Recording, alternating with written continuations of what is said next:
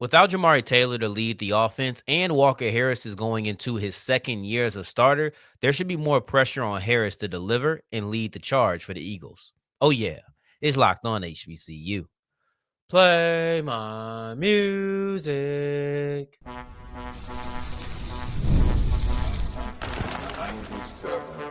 You are Locked On HBCU, your daily podcast covering HBCU sports. Part of the Locked On Podcast Network, your team every day.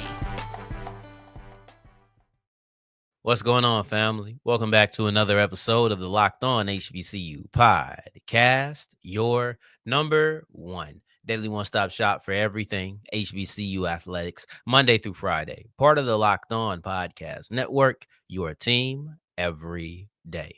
And I, of course, am Darian Gray, a.k.a. the Mouth of the South, Texas Southern alum and former TSU Herald Sports editor and current contributing writer at USA Today's Saints Wire. Thank you for going on this journey with me, making Locked On HBCU your first listen of the day, every day. And remember, just because the mic cuts off does not mean that the journey is over. Just means it's time to follow me on Twitter at South Exclusives. Starts with an S and ends with an S. Today's episode is brought to you by Game Time. Download the Game Time app, create an account, and use the code Locked On College to get $20 off your first purchase. We'll wrap up today's episode with a look at Cedric Thornton joining the Tennessee State staff and how this hiring makes me think about something that Houston head coach Kelvin Sampson said about how he fills out his coaching staff. In segment 2, I want to take a look at Norfolk State women's basketball's new head coach, Jermaine Woods. This was a big-time hire and a big-time job, so I'm not shocked that it got filled quickly. In segment 1, however, there should be more pressure on Walker Harris. There just should. I don't think that it's without a debate that there should be a larger expectation for what Harris is able to provide to that North Carolina Central offense going into 2025. And the reason is simple. There's a simple equation that tells you why there should be more pressure on Walker Harris. One is internal and one is external. Number one, you don't have Jamari Taylor. Number two, you're going into his second year as a starter. Both of those things, whether it's now you have to be the leader of the offense, or secondly, you just expect better from yourself regardless of the role that you're in. Either way, there should be a greater level of pressure and a higher level of expectation placed upon Walker Harris going into 2025. I want to get into Walker Harris, or excuse me, I want to get into Jamari Taylor's absence first, because in 2024, we knew who led the charge. We knew who was the breadwinner. We knew who was the person who was the face of this team. It was Jamari Taylor. Jamari Taylor was easily the best runner in that conference. And when you think about when you think about North Carolina Central's best moments, it's Jamari Taylor running that rock. It's Jamari Taylor catching the rock. And I think that in general, the heartbeat of that offense has been running the football for a while. You can debate that when Davius Richard was around. You can have conversations on whether or not running or passing was the heartbeat. In my personal opinion, the heartbeat was Davius Richard. And he was such a dual threat. I always felt like, and I always described him as the epitome of a dual threat quarterback, because he ran the ball with such proficiency, but you never once thought he was just a runner. You never once thought that, because you always understood he could kill you with his arm as well as his legs. So when you're looking at the Davius Richard era, it's difficult for me to say concretely it was a running offense, but when you're running, or excuse me, when your quarterback runs as well as Richard did, and you're going to lean into it, I always personally felt like the running game was the heartbeat of that offense. That was my personal opinion. If you pair the legs of Richard with the legs of Mookie Collier, that was a duo that when put together, I just thought was incredible. So I always associated running the football with North Carolina Central for the last 3-4 years, right? Because then you have last season where Walker Harris steps in and he's not the dual threat guy. And we talked about that before this season ever started. If you didn't check out that interview, try to check out, just Google or just put in YouTube Walker Harris interview. And that was here, especially just put Walker Harris Locked On HBCU if you wanted to. But he said, look, I'm not I'm not Davius. That's not what I do. So we didn't get a dual threat quarterback, but what we did get was Jamari Taylor absolutely taking over. And that's the other aspect of this is when Mookie Collier left, you knew Jamari Taylor was there just waiting in the wings. And I don't think many people doubted the ability. I just always think there's a difference when you step up in the pecking order. There's a difference between going to a number 2 receiver and being a number 1 receiver. You get a higher level of cornerback in front of you. There's a difference between being the adjacent running back and being the lead running back. More carries, you have to have better stamina. People are game planning for you. There's a different level here, right? Like this is just something that has to be noticed. When you go up from the second option to the first option, if you go up from the third to the second, if you go from I think the slot to outside is just a different of role, not a different of pressure, but filling in versus starting, it's different. Like Walker Harris had to find that out. Walker Harris came in and played, and I'm sure they felt like that prepared him. But at the same time, it's not the same as people game planning for you. It's not the same as you having film on tape and people saying, we want to pick apart that. Coming in the middle of the game that they've been planning for Davius Richard the whole time versus week 4, we got 3 weeks of tape on you. It's not the same, right? So I think that there was a question on whether or not Jamari Taylor could live up to that aspect of it, but the talent was clear. We saw it. We knew there was a clear successor in place. I don't necessarily feel that same way. I don't feel like the transition from Jamari Taylor to whoever it'll be next is as smooth as it was from Collier to Taylor. So now you have questions about the running game. Now you have questions about who's going to run the rock. That's the first aspect of this that we teased in the beginning. But then you look at the second aspect, and that's Walker Harris, who I think Walker Harris is very talented, but I also thought he was inconsistent last year. I thought that there were moments where if you exceeded past 10, 15 yards, he could do it. He could deliver the ball to Joaquin Davis. He could deliver the ball to Marcel Quick. He could do these things, but it got a little inconsistent. It got a little shaky. And you accepted it. You didn't like it, but you accepted it when you had Jamari Taylor, who, if Central wins against South Carolina State, I know it wasn't a close one, but I'm just saying if that game goes the opposite direction, Jamari Taylor is your offensive player of the year in the MEAC. So when you have a guy of that caliber on your side, you feel a little bit more comfortable. When you have a guy of that caliber on your side, you understand that, okay, he made his mistake, but it's not as harmful. Now imagine your quarterback making some of those mistakes, having some of those inconsistencies when he is the heartbeat of your offense. And that matters to me. Like the role you play as a quarterback is extremely important to me. It changes the way that I talk about you. Being able to lead your offense to success versus being a part of its success, it separates quarterbacks. I'm not saying it's elite versus not elite, but I'll tell you what, the guys who aren't leading their offense, they will not be elite to me. If you are in a run-first offense and you are doing well, I would say you're a really good quarterback, but it's going to take a lot for me to say that you're elite. Now, with pressure on your shoulders, which Walker Harris should have now, how do you show up? I expect those inconsistencies to taper. You're in your second year now. I felt like sometimes the game felt a little fast for him. That's how it felt to me, at least. I felt like he rushed at times. I need you to slow down this year too. You got a whole season under your belt. I think that it's safe to say that one of two things is true. Either the North Carolina Central staff and fans have overestimated exactly how good that Walker Harris is. Or secondly, there may have been an overestimation on how prepared he was due to the snaps he got. I think it's the latter. I do think that Walker Harris is a good quarterback. I do think that you can go win the MEAC with Walker Harris.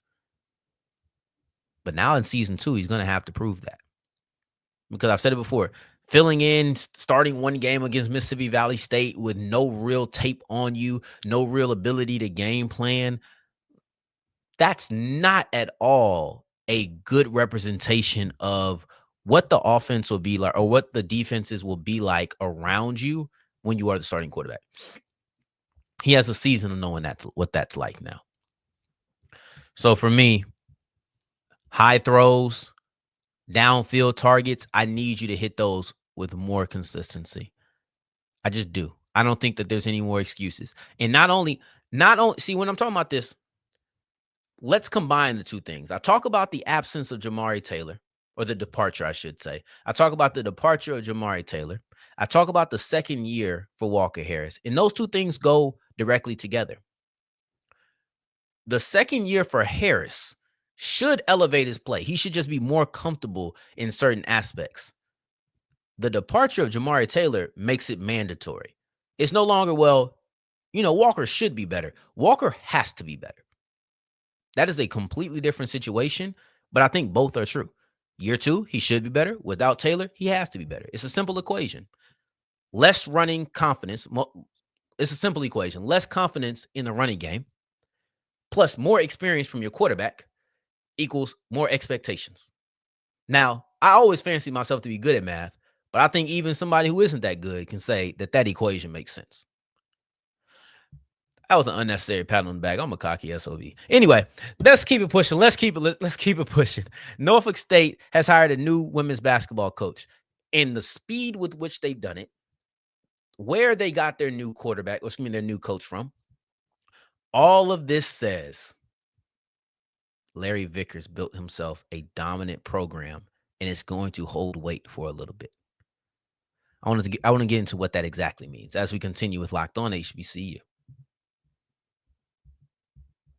Today's episode is brought to you by Game Time, and Game Time is the only place that I would get my tickets, whether I'm planning in advance or if I'm waiting until the last minute. I've been sitting here trying to find the right price to go see Kendrick and SZA.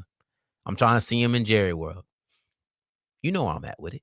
I'm at Game Time because they also give me the all-in prices. I made the mistake of going to look at other places.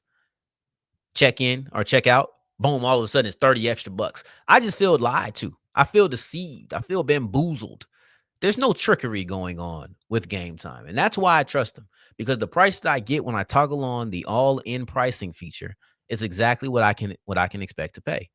And that's what I need. That's what I expect. And that's what I demand, to be honest. And you should too. No more last minute fees when you get to check out. Oh, wow. An extra 30 bucks, an extra 50 bucks. No. You go ahead and go to Game Time, toggle on the all-in prices. And if you use the code Locked On College, you get $20 off your first purchase. Sounds like an all-around win to me. As we continue rolling on today's episode of Locked On HBCU, I appreciate you for making this your first listen of the day every day. For your second listen, make sure you're checking out Locked On College Basketball to recap the national championship from last night, UH versus Florida. So make sure you are recapping that game. Larry Vickers left Norfolk State for Auburn, and I'll tell you what, the way that he left Norfolk State is and I don't mean the way he left as in, oh man, he left in the middle of the night. I mean the program that he left behind, what he has built. He left it better than he found it. The way that he left it, it's shown with the speed in which they hired a new coach, and then also where they got that coach from. So the new head coach is Jermaine Woods, who was the head coach of Coppin State last year. The ability to hire within the conference with expeditious timing. This is because you have a dominant program. Simple and plain. You should have known that the Norfolk State job wasn't going to stay out long. They're going to do their due diligence, of course, but there's going to be people who want this job. You don't have to convince people to get this job. You could take people from their job to get this job. And I think that showed you, because where was Jermaine Woods last year? Coppin State. Doing pretty good for himself too. Like, he was doing pretty good for himself, and he still came to Norfolk State. Because when you build what Larry Vickers built at Norfolk State, it doesn't leave when the coach left. Yes, some of the allure is going to be gone. Some of the confidence is going to be gone because your head coach develops these players. You're going to have certain players who are gone, so you're going to have to build from scratch.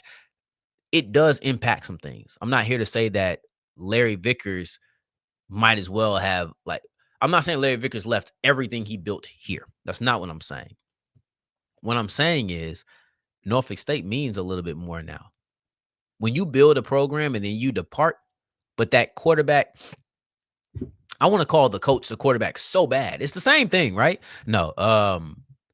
But when you build this culture, the next coach doesn't have to build anything. It's just passing the baton. It's just here. I'm running with it. I'm running with it. Boom, take it. Now I'm running with it. And there's no deficit. If we want to break this down into a 4x1, you're already ahead when you get that baton. You feel good knowing that there's nobody in front of you. You feel good seeing that open track and just speeding like that. It's different. It's different because you don't feel the need to press, right? Like you see 4 or 5 teams ahead of you. I got to press so that this anchor can do something. It's different when you feel like you got the lead. Chuck, Kaya, hope I did that one some justice. But the point is, when Jermaine Woods takes over this job at Norfolk State, there is no starting from behind. Yes, he will have to start from scratch. Put air quotes up. He'll have to start from scratch. But I'm going to tell you right now, starting from scratch at a winning program is different than starting from scratch at a losing program. It's just not the same. Because you're starting from scratch when you win 20 some odd games a year, 3 years in a row. There's an expectation and people associate you with success. And when people associate you with success, recruiting becomes easier. Yes, there's going to be people who say, well, that success did come from Larry Vickers. I'm not quite sure. That will happen. But at the same time, there's going to be people who say, Norfolk State they know how to win. They know how to win. And then when you mix in Woods' resume, they're going to say he knows how to win as well. He knows how to get better. He knows how to develop players. You can't live off of Vickers' reputation for multiple years, but you probably could for a little bit. You could probably recruit off of the reputation that Norfolk State knows how to win. You could probably do that, even though it wasn't yours. You know what I'm saying? I love this line by Slick Rick. He said, "I'm trying to claim things I haven't earned, honest man." And that was from Slick Talking. There you go. That was with Slick Talking with Outkast, specifically Big Boy. And I almost said the art of storytelling, but that was a different song with them. Anywho, yes, this is one of them times when you can claim what you didn't earn, honest. You can claim what Larry Vickers built because at the end of the day, you got that cachet. You have the school's cachet is your cachet. This is inheritance. That's what this is. When that's the thought, man. We cooking today. When you are the next head coach after a very successful head coach, you get inheritance. You inherit a good program. You probably inherit some good players. The transfer portal is going to make it to where you don't do it as much, but you are going to inherit some good players, certainly. You're going to inherit some goodwill. You are going to inherit a reputation of success that people who are or prospects who are thinking about coming to your school are still going to think about, because you can still point to Norfolk State doing this, that, and the third. And when I say this, that, and the third, I do mean all of the championships that they brought in. And they're yours now. Now, after a year or two, you're going to have to build on that for yourself. But right now, I'm using Vickers' name without using Vickers' name, right? I'm not actually going to mention him. I'm going to use everything that he built. Trying to claim things I haven't earned, honest, man. Outkast and Slick Rick is on this jam. But recruiting does matter. So anyway, they filled this job quickly because this was going to be desired. The last time we saw something like this, was Jackson State. That was the last time that we saw something like this because when Tamika Reed left JSU, you knew she left a program that was great. We didn't know who it was going to be, who's going to take over. It ends up being Margaret Richards. Like, it ends up doing that. And you got to understand, Margaret Richards had just bowed out of Alabama A&M, said, hey, I'm gone, I'm retiring. Then all of a sudden she lands somewhere else. And then she said, you know what? I'm going to come back home to Jackson State. That's when I'm going to go back to the swag. That's me, though. That's me. But you look at the trajectory, excuse me. I said trajectory. Did I say that? I don't know. I'll be talking. Anyway. You map out the trajectory of what it is that she's done in that offseason, leaves Alabama A&M. People say, all right, she's done. She just needs a break. Then she all of a sudden takes another job elsewhere and not even as a head coach. And then she comes back to Jackson State. That girl had 3 jobs in one offseason. That woman. Respectful. That woman had 3 jobs in one offseason. But when Jackson State comes calling, it's difficult for people to say no. When Norfolk State comes calling, it's difficult for people to say no. That's the way that I look at it. I think it's very similar. And when I speak about what Vickers built, this is what President Adams Gatson had to say. I would also like to personally thank and acknowledge Larry Vickers for all of his contributions to Norfolk State women's basketball. He transformed the program into a nationally acclaimed dynasty, connecting Spartan fans throughout his tenure. His impact cannot be overstated, and we remain dedicated to continuing the standard that he created. There is a standard now. Schools recruit heavily off of reputation. There's certain schools you can walk in with a hat on and people are saying, I want to go. There's people with hats on that I'm listening to because, oh, that is fill in the blank. Every school don't have that cachet. I'm letting you know right now. I think you know that, but I'm letting you know right now. Every school don't have the cachet to walk in with a hat on and people say, I want to hear what you have to say. That's not every school. Norfolk State is on that list. Women's basketball is on that list. So what about Woods? Because I do want to give a little bit about Woods as well. He's been at Coppin State since 2020, became the head coach in 2022/3, right? So that season that ended in the spring of 23 was his first year. And he steadily improved every year. He went 8-22, then 12-18, then 19-15. That last year, that 19-15 year that just passed, in that season, that was the best record that they've had in 2 decades.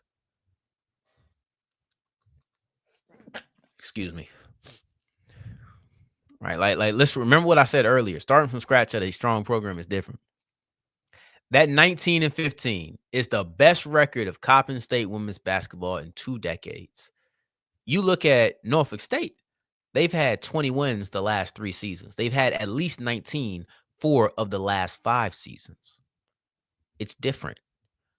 But you still look at a coach who improved. Boom, boom, boom. You look at a coach who, Jay Alexander, was a MEAC Player of the Year when he was an assistant. As a head coach, that development remained. Because now you look at Layla Lawrence, who was a double-double machine, the second best at it in the conference with 22. 22 double-doubles, second in the league. That's a whole lot of twos. But Layla Lawrence was a beast. Layla Lawrence was one of the best players in the Mideastern. This was under the guidance of Jermaine Woods. So you have improved winnings, which is what you always want. And then you also have player development, high player success. You have all of that with Jermaine Woods. And you bring it to a program that is already known for success. So if I'm a recruit or if I'm Jermaine Woods, I'm talking about the success that we have. This is what we do, X, Y, and Z. But I understand I'm new to the equation. Let me tell you what I do. And what I do is I develop players. Point to Alexander, point to Lawrence. I develop programs. Look at what I've done over the last 3 years, constantly improving. Compare what I did this last season to what history has said. It's all there. This, however, was a great job and was quick to be filled because of what Larry Vickers did. Now we're going to briefly look at Cedric Thornton and what it is that he brings to the table, as well as how Kelvin Sampson's comments relate back to this. That may be weird to you, but I'm going to do it as we continue and wrap up today's episode of Locked On HBCU.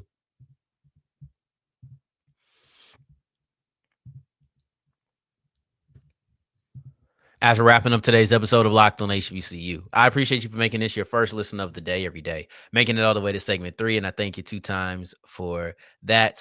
Thank you. Thank you. Cedric Thornton has joined the Tennessee State staff. I don't even remember where I saw this tweet at. I should probably look it up. Let's see. Cedric Thornton. I know it hasn't had a lot of tweets, but I saw this today, and it was HBCU Premier Sports, and he was literally on the field wearing the shirt. But Cedric Thornton, he has a lot of HBCU background. He was Alcorn, Grambling, Alabama A&M most recently, but you know, with Connell Maynard leaving, of course, he was going to leave.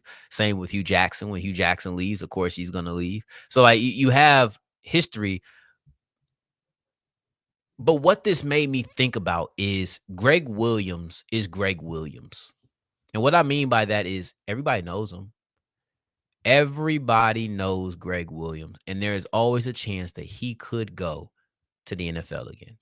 There's a chance that he could leave the UFL and go to the NFL before even stepping foot on Tennessee State's campus. There's a chance that after a year, somebody may want to call him back. I think that Greg Williams going back to the league at some point wouldn't be shocking.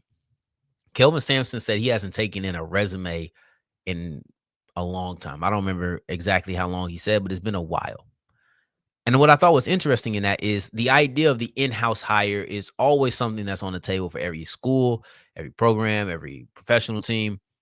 But you got to set up the in-house hire. Like, it has to make sense. It's not just, oh, we were successful, let's hire in-house.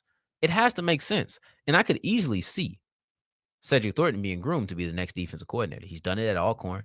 They went to back-to-back celebration championships or games when he was the defensive coordinator.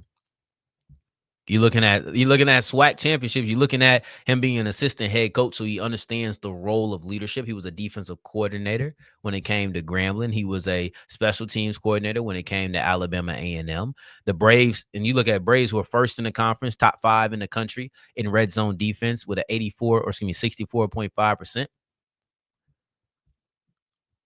defensive coordinator at Alabama State. You're looking at history. And here was one that was interesting. At Alabama State, here go the numbers.